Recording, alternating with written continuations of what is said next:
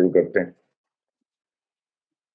حیات محمد نے اس کی جانب دیکھے بغیر ڈپٹ کر کہا، بکواس نہ کر۔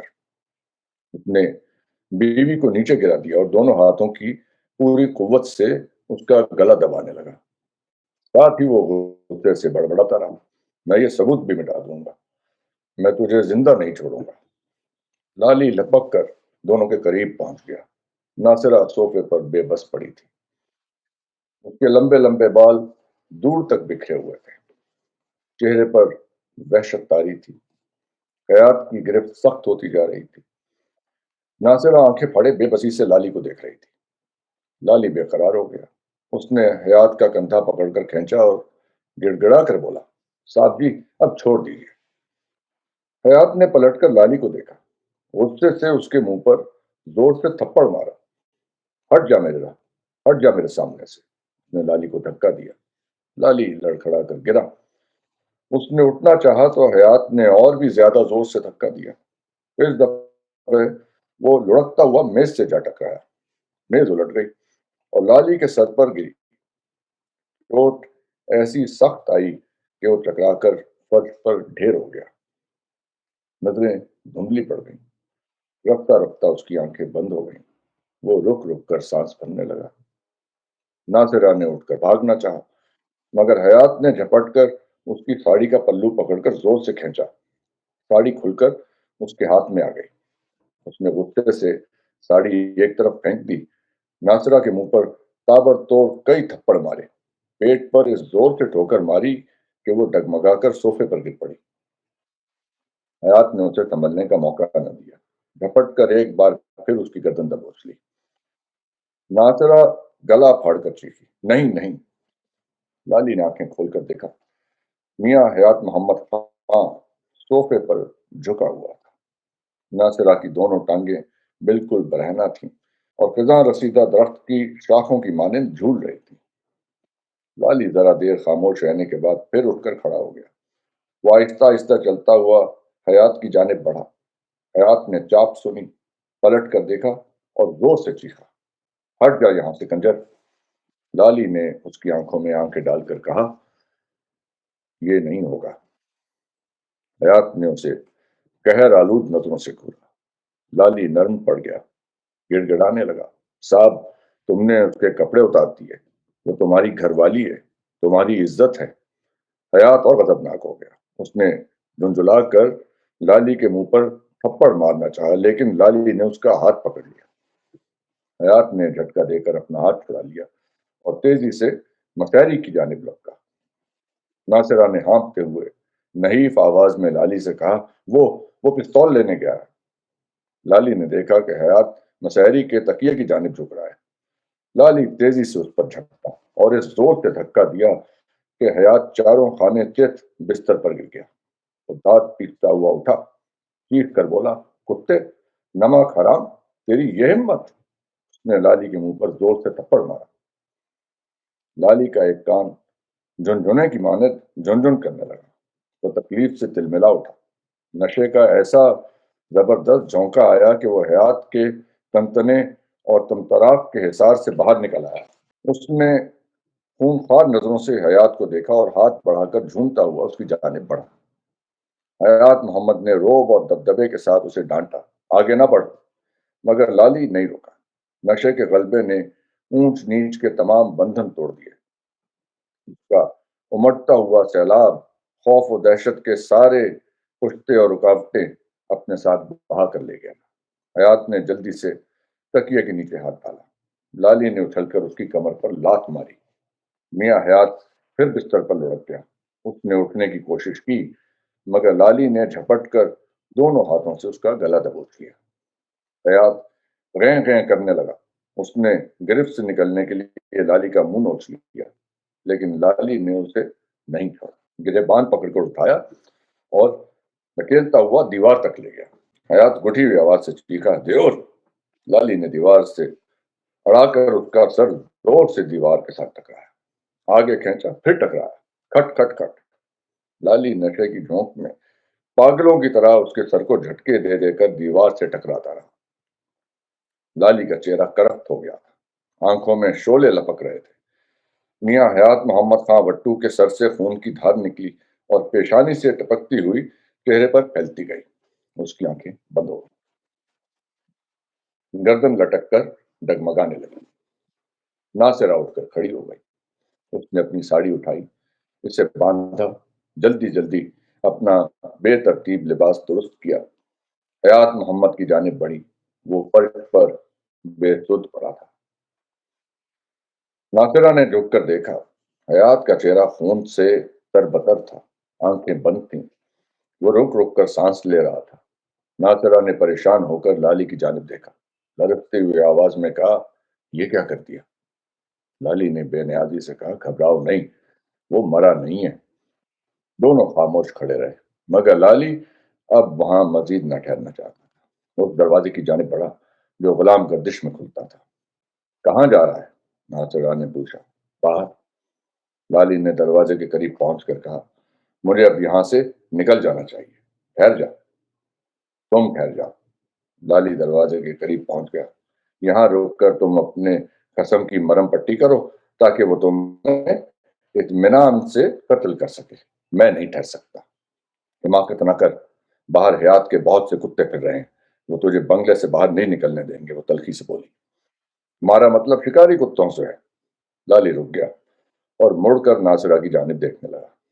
نہیں، میں اس کے خونخوار کرندوں کی بات کر رہی ہوں، انہیں پتہ چل گیا تو تجھے زندہ نہیں چھوڑیں گے۔ اس نے قدرے توقف کیا، میں بھی یہاں نہیں ٹھہروں گی۔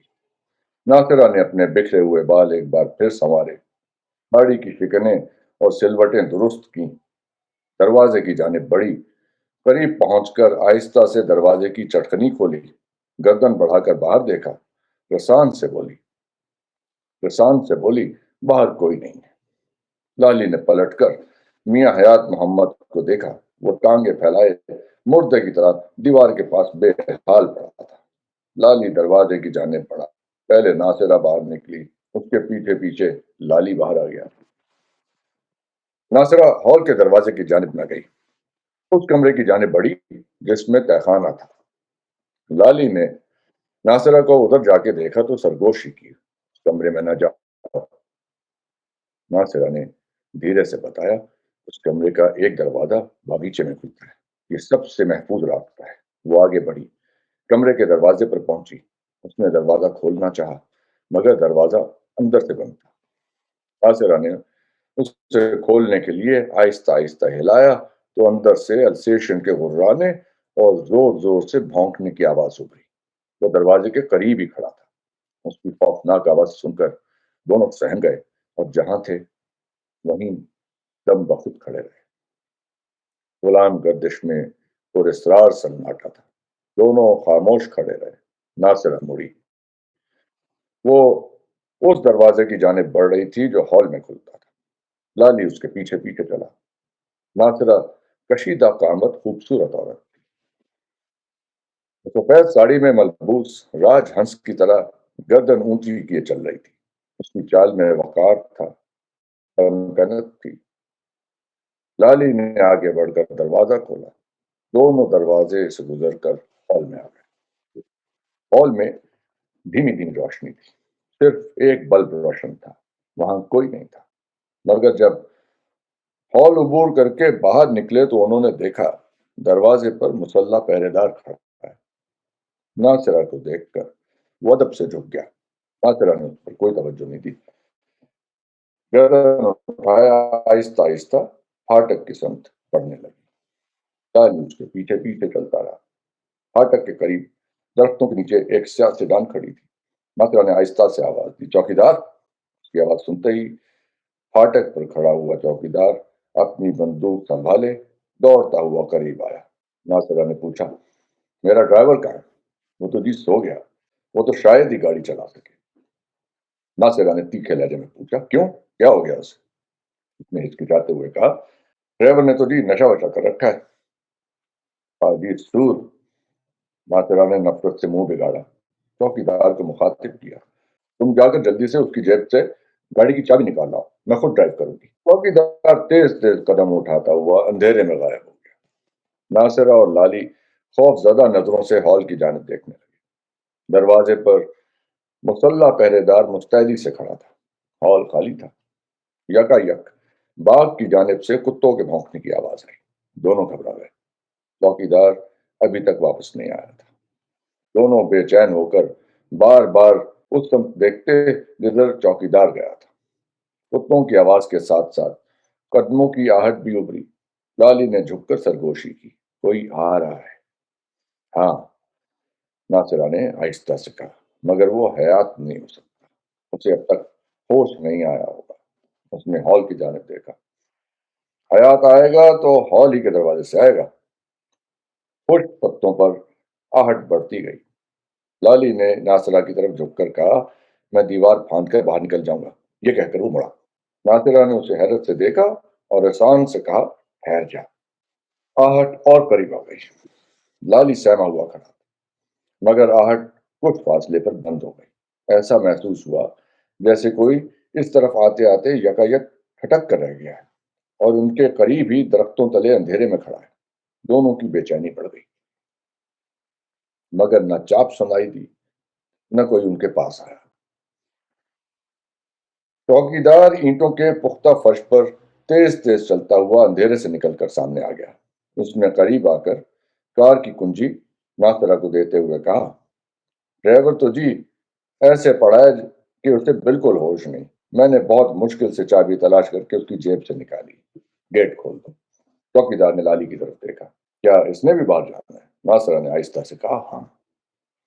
یہ کیسے ہو سکتا ہے جی؟ بنگلے کا کوئی بندہ میاں صاحب کے حکم کے بغیر رات کو باہر نہیں جا سکتا۔ چوکیدار نے لالی کی طرف اشارہ کیا۔ یہ تو جی ہرگز نہیں جا سکتا۔ ناصرہ نے کار کا دروازہ کھولا اور تیوری چڑھا کر کہا، نہیں، یہ میرے ساتھ ہی جائے گا۔ چوکیدار عاجزی سے بولا، میاں صاحب کو تو آپ جانتی ہیں جی، آپ سے تو وہ کچھ نہیں کہیں گے، میں غریب ایویں مارا جاؤں گا، میری تو وہ چمڑی ادھیڑ ڈالیں گے۔ اس نے مڑ کر ہال کے دروازے کی جانب دیکھا۔ ناصرہ نے پریشانی کا اظہار کرتے ہوئے کہا، مینوں چھیتی نال جانا ہے، میاں صاحب کی طبیعت خراب ہے، ٹیلی فون میں بھی گڑبڑ ہے، مینوں خود جا کر ڈاکٹر کو لانا ہے۔ ایسی گل بات ہے جی تو میں صاحب کے ڈرائیور کو بولتا ہوں، وہ ڈاکٹر کو لے آئے گا۔ فضول بحث نہ کر، جو میں کہتی ہوں وہ کر۔ ناصرہ نے چوکیدار کو تیکھی نظروں سے دیکھا اور ڈپٹ کر حکم دیا، جا کر گیٹ کھول۔ چوکیدار چند لمحے خاموش کھڑا سوچتا رہا، پھر آہستہ آہستہ گیٹ کی جانب بڑھا۔ ناصرہ فوراً اسٹیئرنگ وہیل سنبھال کر بیٹھ گئی۔ اس نے سیڈان کا پچھلا دروازہ کھولا۔ کچھ سوچ کر لالی سے مخاطب ہوئی، نہیں، تم اگلی ہی سیٹ پر میرے برابر بیٹھ جاؤ۔ لالی کار کے اندر جا کر بیٹھ گیا۔ ناصرہ نے کار اسٹارٹ کی۔ کار کی بتیاں روشن ہو گئیں۔ لالی نے ان کی تیز روشنی میں دیکھا، بائیں ہاتھ پر ایک درخت کے تنے کے ساتھ کوئی اندھیرے میں دبکا کھڑا ہے۔ اس کے پیروں کا نچلا حصہ صاف نظر آ رہا تھا۔ وہ نئی گامشائی جوتی پہنے ہوئے تھا اور اس کی اجلی دھوتی کا نچلا کنارہ گہرا سرخ تھا۔ لالی کو محسوس ہوا کہ وہ دیو ہے۔ کار تیزی سے آگے بڑھی، پھاٹک سے گزر کر باہر آ گئی۔ لالی چپ چاپ بیٹھا دیور کے بارے میں سوچتا رہا۔ اسے گمسم دیکھ کر ناصرہ نے دریافت کیا، کیا سوچ رہا ہے؟ مینوں ایسا لگتا ہے جی دیور ہمارے نزدیک ہی درختوں کے نیچے کھڑا تھا۔ دیور؟ ناصرہ نے حیرت سے کہا، نہیں، وہ نہیں ہو سکتا، وہ بہت سنگ دل اور خونخوار ہے، تجھے ہرگز گیٹ سے باہر نہ آنے دیتا۔ یہی میں سوچ رہا ہوں۔ ناصرہ خاموش بیٹھی رہی۔ کیا سیڈان دھول اڑاتی سڑک پر دوڑ رہی تھی۔ لالی بھی چپ چاپ بیٹھا تھا۔ کچھ دور جا کر نہر آ گئی۔ سیڈان نہر کے ساتھ ساتھ آگے بڑھی۔ یہ راستہ بھی کچا تھا مگر کشادہ تھا۔ زمین بھی قدرے نم تھی، اب زیادہ دھول نہیں اڑ رہی تھی۔ ایک طرف نہر تھی، دوسری طرف گندم اور جو کی فصلیں لہلہا رہی تھیں۔ چاند چڑھ کر آسمان کے بیچوں بیچ آ گیا تھا۔ ہر طرف اجلی اجلی چاندنی بکھری تھی۔ لگ بھگ 4 میل کا فاصلہ طے کرنے کے بعد سیڈان بائیں ہاتھ کو مڑی اور ایک نیم پختہ سڑک پر آ گئی۔ لالی نے منہ باہر نکال کر پیچھے دیکھا اور دبی زبان سے اپنے خدشے کا اظہار کیا، مگر میاں صاحب کو ہوش آ گیا और उन्होंने हमारा पीछा किया तो क्या होगा? मौत। नासिरा ने सामने देखते हुए कहा। वो हम दोनों को कत्ल कर देगा। उसके लिए कत्ल करना ऐसा ही है जैसे बच्चे के लिए खिलौना तोड़ना। नासिरा ने अपनी बात खत्म ही की थी कि कार हिचकोले खाने लगी। उसने रफ्तार सुस्त कर दी और घबराए हुए लहजे में बोली, पिछले पहिए में पंक्चर हो गया। उसने कार सड़क के किनारे खड़ी कर दी। दोनों कार से उतरकर बाहर आ गए। सड़क के दोनों तरफ वीरान और बंजर कड़ था। अलबत्ता कुछ दूर आगे सड़क के दाएं तरफ दरख्तों का घना झुंड था। रात चुपचाप खड़ी थी। हवा में शोरीदा सदी थी। तेज झोंकों से नासिरा के बाल बिखर गए थे। साड़ी का आंचल बार बार ढलक जाता। वो अपने बाल दुरुस्त करती, साड़ी संभालती, कार के पिछले हिस्से की जानिब गई। उसने कार की डिग्गी जल्दी से खोली। लाली से पूछा, तेनू पहिया बदलना आता है? मैंने तो जी ये काम कभी नहीं किया। लाली ने इनकार में गर्दन हिला दी। कोई गल नहीं, जैसा मैं कहूँ वैसे करना, ये ऐसा मुश्किल काम नहीं है। नासिरा ने स्टेपनी की तरफ इशारा करते हुए कहा, ये पहिया बाहर निकाल और कोने में रखा हुआ जैक और टूल बॉक्स भी निकाल ले। लाली स्टेपनी उठाने लगा। इसी वक्त अकब में तेज रोशनी उभरी। नासिरा ने रोशनी देखी। उसकी आंखों से खौफ झलकने लगा। वो बदहवास होकर बोली, वो आ रहा है, वो आ रहा है। लाली ने मुड़कर रोशनी देखी। वो भी परेशान हो गया, मगर उसने जल्दी से स्टेपनी निकालने की कोशिश की। नासिरा ने उसे रोक दिया। बुझे हुए लहजे में बोली, स्टेपनी बाहर ना निकाल, अब कुछ नहीं हो सकता। लाली खामोश खड़ा रहा।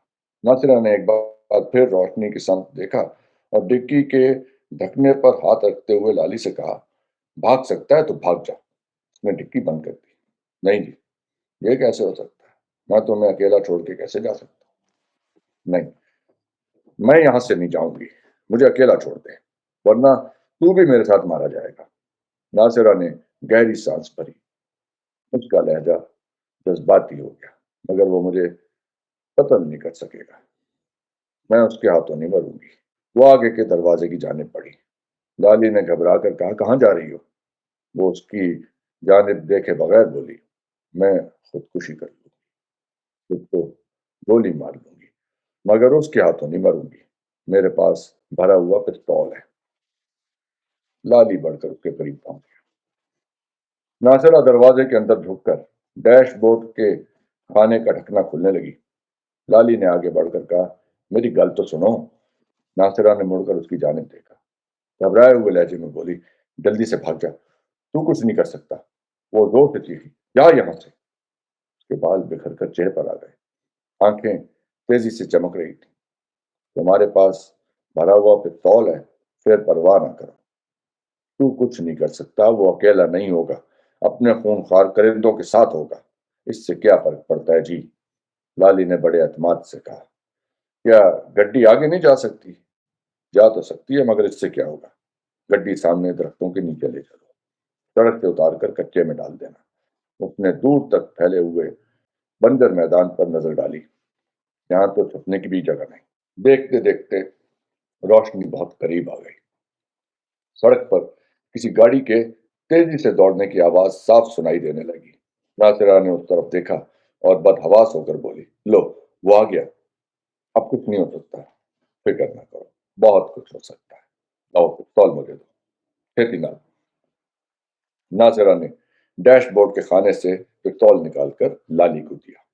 पिस्तौल लेकर लाली बोला, तुम यहीं गड्डी के पीछे बैठ जाओ। नासिरा बेजारी से बोली, कि तू क्या कर रहा है? अब कुछ नहीं हो सकता। जुबान बंद रखो, जैसा कहता हूं वो करो। वो सिडान के पिछले हिस्से की जाने पड़ा और घात लगाकर बैठ गया। रोशनी और करीब आ गई, इतनी करीब कि लाली ने यह भी देख लिया कि आने वाली सफेद रंग की कार है। उसने ये भी देखा, कार की रफ्तार सुस्त पड़ी। ब्रेक लगाने की आवाज उभरी। कार कुछ फासले पर रुक गई। लाली ने निशाना बांधा और चौकस होकर सामने देखने लगा। जरा देर बाद कार का दरवाजा खुला। एक शख्स निकलकर बाहर आया, मगर वो हयात मोहम्मद नहीं था। म्याना कदो कामत का नौजवान था। वो पतलून और बुशर्ट पहने हुए था। लाली अंधेरे में उसका चेहरा न देख सका, اس کے نیچے اترتے ہی ایک اور شخص بھی دروازہ کھول کر باہر آ گیا۔ دونوں سیڈان کی جانب آہستہ آہستہ بڑھنے لگے۔ وہ کچھ فاصلے پر رک گئے۔ ایک نے تبصرہ کیا، ایکسیڈنٹ تو نہیں لگتا؟ وہ لمحے بھر کے لیے رکا اور اونچی آواز سے بولا، کوئی ہے یہاں؟ لالی اس کی آواز سن کر کھڑا ہو گیا۔ اس نے ہاتھ پیچھے کر لیے۔ دونوں سیڈان کے قریب آ گئے۔ بش شرٹ والے نوجوان نے پوچھا، کیا ہو گیا جی؟ لالی نے جواب دیا، پنکچر ہو گیا۔ ناصرہ بھی اٹھ کر کھڑی ہو گئی۔ وہ اپنے بکھرے ہوئے بال درست کر رہی تھی۔ نوجوان نے اسے دیکھ کر حیرت سے کہا، ارے آپ تو میاں حیات محمد بھٹو کی بیگم ہے نا؟ ناصرہ نے آہستہ سے کہا، ہاں جی۔ نوجوان مسکرا کر بولا، میرا نام چودھری ولی رات خان بھٹی ہے۔ ادھر اپنی بھی زمینداری ہے۔ اس نے توقف کیا، میں آپ کی کوئی مدد کر سکتا ہوں؟ ناصرہ نے نرم لہجے میں کہا، شکریہ، میرا ڈرائیور اسٹیپنی لگا دے گا۔ بھٹی نے کہا، جیسی آپ کی مرضی۔ مزید بات چیت نہیں ہوئی۔ دونوں واپس چلے گئے۔ اپنی کار میں جا کر بیٹھے، اسے اسٹارٹ کیا۔ ذرا دیر میں ان کی کار سڑک پر تیزی سے دوڑنے لگی۔ جب کار دور چلی گئی اور اس کی پچھلی سرخ بتیاں دھندلی پڑ گئیں تو ناصرہ نے ایک بار پھر ڈکی کھولی۔ لالی نے اسٹیپنی اور ٹول باکس نکالا۔ ناصرہ کی ہدایت کے مطابق لالی نے جیک لگا کر کار کا پچھلا حصہ اونچا کیا، ویل کپ اتار کر نٹ بولٹ کھولے اور پہیا نکال کر اسٹیپنی لگا دی۔ ناصرہ اس کے قریب بیٹھی ضروری ہدایات دیتی رہی اور اس کی مدد بھی کرتی رہی۔ لالی نے پہیا اور ٹول باکس ڈکی میں رکھ دیے اور اسے بند کر دیا۔ دونوں پھر کار میں بیٹھ گئے۔ لالی نے پستول ناصرہ کو واپس دے دیا۔ ناصرہ نے پستول ڈیش بورڈ کے خانے میں بند کیا، کار اسٹارٹ کی، لالی کی جانب متوجہ ہوئی۔ جانتا ہے میں نے کیا سوچا تھا؟ اگر حیات آ جاتا تو تجھے کہتی مجھ پر گولی چلا دے۔ نہیں، میں ایسا کام نہیں کرتا۔ میں کسی زنانی کا خون کرنے کے بارے میں تو سوچ بھی نہیں سکتا۔ یہ کام تو میاں حیات محمد کر سکتا ہے۔ وہ تو جی بہت ہی ظالم ہے۔ اس نے تو جی تمہیں مار ہی ڈالا تھا۔ ایسا گلا دبوچا تھا، توڑتا ہی نہ تھا۔ لالی یہ کہتے ہوئے نشے سے جھوم کر مسکرانے لگا۔ برا نہ منانا، اسی صرف بیگم ہو، تاش کی بیگم۔ اس کی مونچھیں ہی نوچ لیتی، کاٹ کھاتی، منہ پر تھوک دیتی، کچھ تو کرتی۔ نہ ہوئی شادہ، میاں حیات اس کا گلا دباتا تو وہ اس کی گردن چھری سے کاٹ کر سر الگ کر دیتی۔ کون ہے وہ؟ ہے کوئی، پر وہ بہت زور آور ہے جی۔ تیری گھر والی ہے؟ اپنی کوئی گھر والی شروالی نہیں۔ وہ کھلکھلا کر ہنسا۔ اپنے سے بھلا کون کڑی بیاہ کر سکتی ہے؟ کیا یہ سچ ہے؟ تو 3 بار جیل کاٹ چکا ہے؟ ہاں جی۔ لالی انکار نہ کر سکا۔ اور 4تھی بار جیل میں بند کرنے کے لیے پولیس میری تلاش میں ہے۔ سمجھ نہیں آتی تم لوگ جرائم پیشہ کیسے بن جاتے ہو؟ چھوٹا سا تھا تو ماں مر گئی، پیو جیل چلا گیا، پتہ نہیں زندہ ہے کہ مر گیا۔ لالی افسردہ ہو گیا۔ میں تو جی کوڑے کا ڈھیر ہوں، کوڑے کے ڈھیر پر پلا اور کوڑے کا ڈھیر ہی رہا، کھاد بھی نہ بن سکا، مگر تمہارا قسم۔ لالی جھٹکا، پھر مسکرا کر بولا، معاف کرنا جی، میں ایسے ہی بولتا ہوں۔ کہتا جا، میں تیری گل سن رہی ہوں۔ میں یہ کہہ رہا تھا، تمہارا قسم، میاں حیات محمد کیسے جرائم پیشہ بن گیا؟ وہ تو جی ولایت سے برسٹری پڑھ کر آیا ہے، قانون کو پوری طرح جانتا ہے۔ ناصرہ نے کوئی جواب نہیں دیا۔ لالی بھی خاموش ہو گیا۔ ذرا دیر بعد لالی کی آواز ابھری، میاں ریاض تو مر گیا، اب کیا ہوگا بی بی جی؟ وہ زندہ ہی کب تھا؟ اسے تو مرے ہوئے بھی 3 مہینے سے اوپر ہو گئے۔ اس کی تو قبر بھی موجود ہے۔ لالی نے حیرت زدہ ہو کر دریافت کیا، اور وہ جو تہ خانے میں تھا وہ کون تھا؟ وہ ریاض ہی تھا؟ پھر وہ قبر کس کی ہے؟ لالی بدستور حیرت زدہ تھا۔ یہ تو حیات ہی جانتا ہوگا اس قبر میں کس کی لاش دفن ہے، مگر اس نے مشہور یہی کر رکھا ہے کہ وہ ریاض کی قبر ہے۔ لالی اور حیرت زدہ ہو گیا۔ تو یہ چکر بھی چل رہا تھا؟ حیات نے جب اپنے بھائی ریاض کو تہ خانے میں بند کیا تو چند ہی روز بعد یہ خبر پھیلا دی کہ ریاض کار کے ایکسیڈنٹ میں مر گیا۔ ناصرہ نے بتایا، حیات کسی لاوارث کی لاش بھی لے آیا अस्पताल के मुर्दा खाने से रिश्वत देकर मंगवाई थी या किसी कब्र से निकाली थी? लाश रात को आई थी, ऐसी कटी पटी और मस्त थी कि न चेहरा नजर आता था न गर्दन। उसमें इतनी सड़ांड थी, इतनी बदबू थी कि मेरा जी मतला गया। न मालूम लाश को गुसल भी दिया कि नहीं। रात ही को फटाफट दफन कर दिया, कब्र भी बना दी गई। ऐसे में जी बहुत ताकत है, जिंदा को मुर्दा और मुर्दा को जिंदा बना सकता है। शुरू में तो मैं ये समझी मियाँ रियाज मर गया, मगर एक रोज ऐसा हुआ, मैं हयात की तलाश में तहखाने में चली गई। उस वक्त दरवाजा खुला था और देवर भी पहरे पर मौजूद नहीं था। मैं तहखाने के अंदर गई तो क्या देखती हूँ, रियाज जिंदा बैठा है, हयात भी वहां मौजूद था। तो इतना नाराज हुआ कि देवर को हंटर से डंगर की तरह पीटा, मुझे भी मारा। रियाज के पुत्र मियाँ नियाज मोहम्मद को भी ये गल मालूम है? नहीं, नियाज को कुछ नहीं मालूम। वो यही जानता है कि उसका प्यो मर गया। हयात ने उसे जो कुछ बताया उसने मान लिया। फिर वो मुकदमा शुकदमा क्यों चला रहा है? जागीर और जायदाद अपने कब्जे में लेने के लिए। मुझे तो ऐसे लगता है ये सारा मंसूबा नियाज के मामा का है। नासिरा चंद लम्हे खामोश बैठी रही और विंड स्क्रीन से सुनसान सड़क को देखती रही। उसके चेहरे पर यकायक झुंझलाहट आ गई। किसी कदर तीखे लहजे में बोली, ये जागीर सच पूछो तो ऐसी हड्डी है जिसके लिए 3 कुत्ते लड़ रहे थे। एक मर गया, 2 अभी रह गए। क्या ये सच है कि न्याज मियाँ रियाज का नहीं, कर्नल जॉनसन का पुत्र है? मैंने उस बारे में कुछ नहीं पता। नासिरा ने बेनियाजी का इजहार किया, मगर हयात यही कहता है। वो तो ये भी कहते हैं जी, रियाज अपनी घरवाली को कर्नल के पास सोने के लिए भेजता था। मुझे खुद उन्होंने बताया था। मैं गलत नहीं कह रहा? तू ठीक ही कह रहा है, नासिरा ने आहिस्ता से कहा। मुझे भी यही बताता है, वो सबसे यही कहता है। उसके चेहरे पर बड़े छा गई। रियाज भी बेगैरत था और हयात भी बेगैरत है, दोनों एक जैसे हैं। लाली ने हिचकिचाते हुए पूछा, क्या तुम्हारा कसम भी ऐसा ही चक्कर चलाता है? मेरा मतलब है, मैं तेरा मतलब समझती हूँ, उसकी बात काट कर बोली। इसी बात पर मेरा उससे झगड़ा शुरू हुआ। वो चाहता है कि मैं उसके मेहमानों के दिल बहलाऊं, उनके साथ सोऊं। उसकी आवाज भर्रा गई। उसने ठंडी सांस भरी। मैं अब तक 8 मेहमानों के साथ सो चुकी हूँ। कल रात वो मुझे 9वीं के साथ सुलाना चाहता था। इसे वो सियासत कहता है, बादशाहगरी बताता है। जब मैं उसकी इस सियासत और बादशाहगरी में मदद करने से इनकार करती हूँ तो मुझे बेरहमी से मारता है, हड्डी पसली तोड़ देता है, लहू लहान कर देता है। तुझे किस तरह बताऊं कैसे कैसे जुल्म करता है। नासरा की आवाज में कसक थी। वो खामोश हो गई।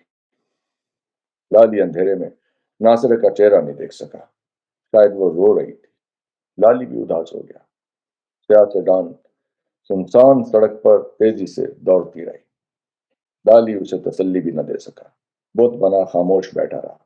वक्त गुजरता रहा। 1 मिनट, 2 मिनट, 3 मिनट, कई मिनट गुजर गए।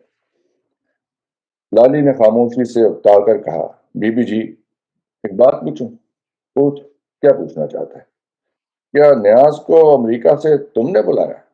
नहीं, वो खुद आया। नासिरा ने जवाब दिया, हाँ, मैं ये जरूर चाहती हूँ कि जागीर और जायदाद न्याज को मिल जाए, इसीलिए कि वो असली वारिस है। जायदाद पर उसका हक बनता है, किसी का हक वक नहीं बनता। और ना मुझे किसी के हक से कोई दिलचस्पी है। वो झुंझुला कर बोली, मैं तो ये चाहती हूँ कि जागीर हयात के पास ना रहे। अगर जागीर और जमींदारी उसके पास रहेगी तो वो सारी उम्र अपनी इकलौती बेटी का ब्याह नहीं करेगा, इस डर से कि जागीर और जायदाद उसके खानदान से बाहर चली जाएगी। वो जागीर कम करने के बजाय बढ़ाना चाहता है। ये बात वो मुझे साफ साफ बता चुका है। तो जागीर और जायदाद के सिवा किसी से भी मोहब्बत नहीं करता। नासिरा ने गहरी सांस भरी। जब तक ये जागीर और जमींदारी है, न वो अपनी बेटी का प्यो बन सकता है, न मेरा शौहर। जायदाद और जमींदारी तो जी वो छोड़ेगा नहीं, ये बिल्कुल पक्की गल है। लाली ने अपने रद्द अमल का इजहार किया। पर बीबी जी, तुम इतनी पढ़ी लिखी हो, बड़े घर की धी हो, तुम्हारे लिए किसी चीज की कमी नहीं, फिर तुम उसकी परवाह क्यों करती हो?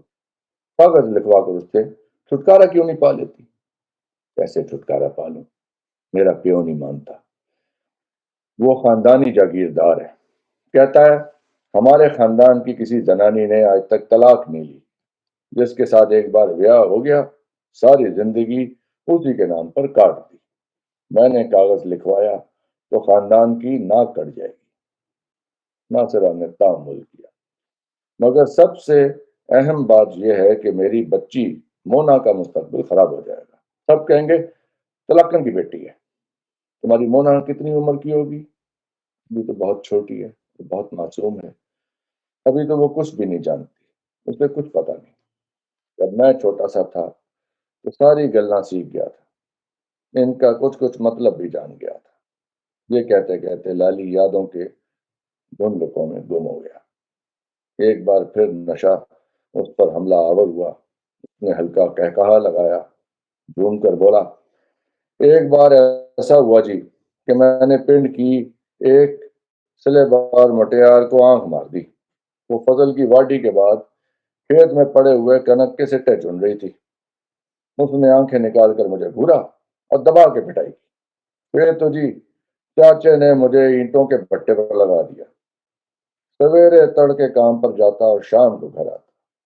चिलचिलाती धूप में पतेरों के साथ काम करता।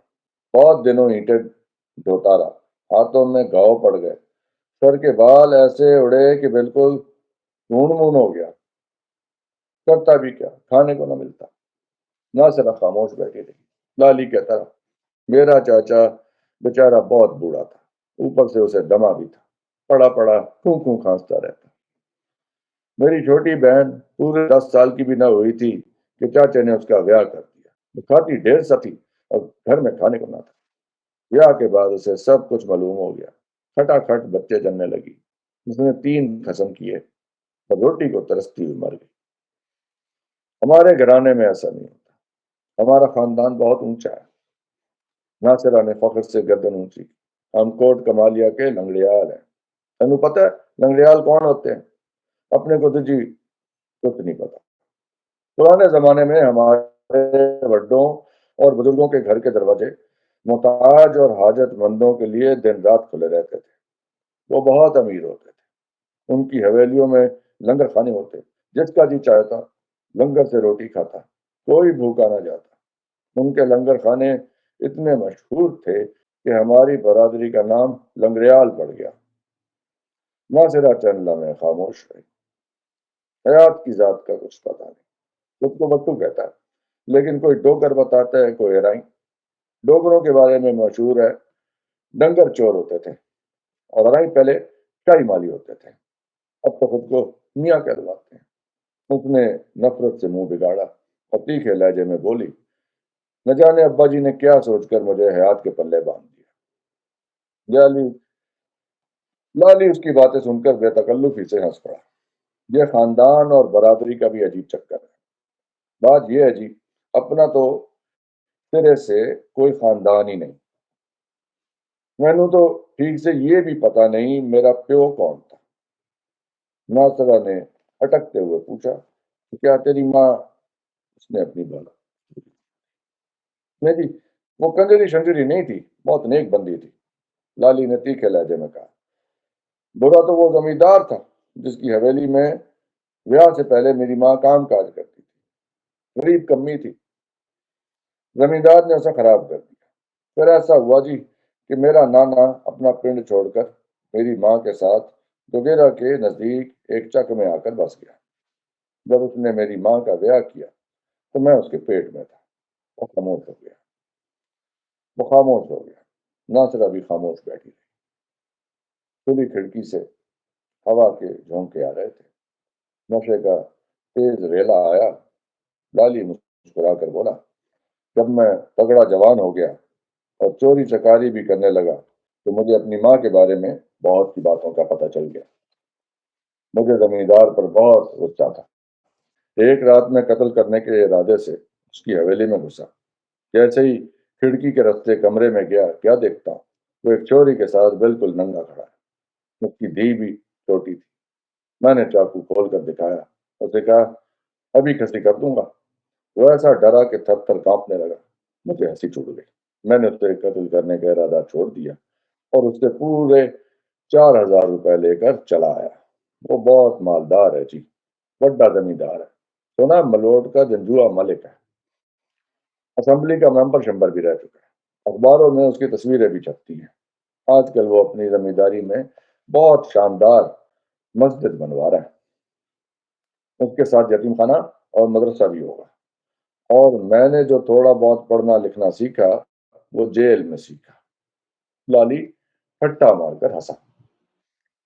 ناصرہ خاموش بیٹھی تھی، اس کی لمبی چوڑی کار تیزی سے سڑک پر دوڑتی رہی، ایک موڑ کاٹ کر پختہ سڑک پر آ گئی۔ کچھ دیر بعد ناصرہ نے پوچھا، تینوں کتنے جانا ہے؟ مینو تو جی قادر آباد اسٹیشن جانا ہے۔ قادر آباد تو ادھر رہ گیا۔ ناصرہ نے ایک طرف ہاتھ اٹھا کر اشارہ کیا، آگے تو منٹگمری شہر ہے، مگر میں وہاں نہیں جاؤں گی۔ کچھ دور جا کر نہر آئے گی اور اس کے ساتھ ہی میں لال ٹبے کی جانب مڑ جاؤں گی، میں اپنی بہن کے گھر جاؤں گی۔ ایسا ہے جی، تو مجھے یہیں اتار دو، اب تمہیں اپنے قسم کا بھی ڈر نہیں رہا۔ ناصرہ اس کی بات نظر انداز کر کے بولی، حیات کے سر سے بہت خون بہ گیا تھا، جانے اب اس کا کیا حال ہوگا۔ لالی بے نیازی سے بولا، مر گیا ہوگا۔ ناظرہ غصے سے پھٹ پڑی، تو بالکل جانگلی ہے اور بے رحم بھی۔ لالی اس کی برہمی خاموشی سے پی گیا۔ کار سڑک پر دوڑتی رہی، نہ ناصرہ نے اسے روکا، نہ لالی نے روکنے کے لیے کہا۔ دونوں چپ چاپ بیٹھے تھے۔ کار کسی بستی کے قریب سے گزر رہی تھی، درختوں کے جھنڈ کے پیچھے اکا دکا چراغ ٹمٹما رہے تھے۔ کار آن کی آن میں بستی کے آگے سے گزر گئی۔ سڑک کے دونوں طرف درخت اور ہرے بھرے کھیت تھے، پتجھڑ کے مارے ہوئے درخت اجڑے اجڑے نظر آ رہے تھے۔ فضا غبار آلود تھی، چاندنی دھندلی پڑ گئی تھی۔ لالی گہری سوچ میں ڈوبا نظر آ رہا تھا۔ ناصرہ نے خاموشی سے اکتا کر پوچھا، کیا سوچ رہا ہے؟ تمہارے ہی بارے میں سوچ رہا ہوں۔ ناصرہ نے کسی قدر حیرت سے کہا، میرے بارے میں؟ ہاں۔ لالی نے رسان سے کہا، میں سوچ رہا تھا جب وہ جھکا ہوا دونوں ہاتھوں سے تمہارا گلا دبا رہا تھا، میں نیچے زمین پر پڑا تھا، تمہاری ساڑی الگ پڑی تھی، تمہاری سونی سونی آنکھیں پھٹی ہوئی تھیں، بال بکھر گئے تھے۔ لالی بالکل بھول گیا کہ وہ شاداں سے نہیں، میاں حیات محمد خان بھٹو کی بیگم ناصرہ سے بات کر رہا، جو ایک خاندانی جاگیردار کی بیٹی بھی تھی۔ لالی نشے کی ترنگ میں کچھ زیادہ ہی بے تکلف ہو گیا، نہایت بے باکی سے کہتا رہا، تمہاری دونوں ٹانگیں ننگی تھی، ایک دم ننگی، ہری ہری روشنی میں۔ ناصرہ نے فوراً بریک لگایا۔ کار کے پہیے سڑک کی تیز رگڑ سے سناٹے میں زور سے چیخے۔ لالی کی بات ادھوری رہ گئی، کار ایک جھٹکے سے رک گئی۔ ناصرہ غضبناک ہو کر چیخی، غیرت بدتمیز، فوراً گاڑی سے نیچے اتر جا، نکل باہر۔ لالی کھسیانہ ہو کر بولا، اتنا ناراض کیوں ہوتی ہو؟ وہ ٹپٹ کر بولی، میں کہتی ہوں نکل باہر۔ میں جلدی سے ہاتھ بڑھایا اور ڈیش بورڈ کا خانہ کھولنے لگی۔ میں نو پتا ہے تمہارے پاس بھرا ہوا پستول ہے، پستول نہ نکالو، میں چلا جاؤں گا۔ لالی نے دروازے کے ہینڈل پر ہاتھ رکھا، ناصرہ کی طرف موڑا اور ڈھیٹ بن کر مسکراتے ہوئے بولا، مجھے جی زنانیوں کی ننگی ٹانگیں دیکھنے کا چسکا نہیں ہے، وہ تو میں 10 روپے خرچ کر کے بھی دیکھ سکتا ہوں، صرف ٹانگیں نہیں، پورا بدن دیکھ سکتا ہوں۔ میرے پاس جگیر اور جائیداد ہوتی تو روز زنانیوں کو ننگا کر کے دیکھتا، خود بھی دیکھتا، دوسروں کو بھی دکھاتا۔ اس نے قدرے توقف کیا۔ میں تو صرف یہ کہنا چاہتا تھا، تمہارا قسم بے رحم بھی ہے، غیرت بھی ہے۔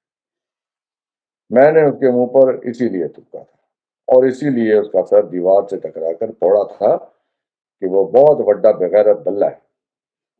لالی نے کار کا دروازہ کھولا اور نیچے اتر گیا۔ ناصرہ گردن موڑے اسے غور سے دیکھتا، پھر اس نے آہستہ سے کہا، ٹھہر جا، وہ اپنا پرس کھولنے لگی۔ لالی نے کار کا دروازہ دھیرے سے بند کیا اور اس کا سہارا لے کر زیر لب مسکراتے ہوئے بولا، اسے نہ کھولو، اس میں 170 روپے تھے، وہ میں نے پہلے ہی نکال لیے، پرواہ نہ کرو، اپنا کام چل جائے گا، اب تسی جاؤ۔ لالی الگ ہٹ کر کھڑا ہو گیا۔ ناصرہ نے زبان سے ایک لفظ نہ نکالا۔ کار اسٹارٹ کی، گیئر میں ڈالی اور جھنجھلا کر ایکسیلریٹر اس قدر زور سے دبایا کہ سیاہ سیڈان چیختی ہوئی تیزی سے بھاگی اور آن کی آن میں بہت دور نکل گئی۔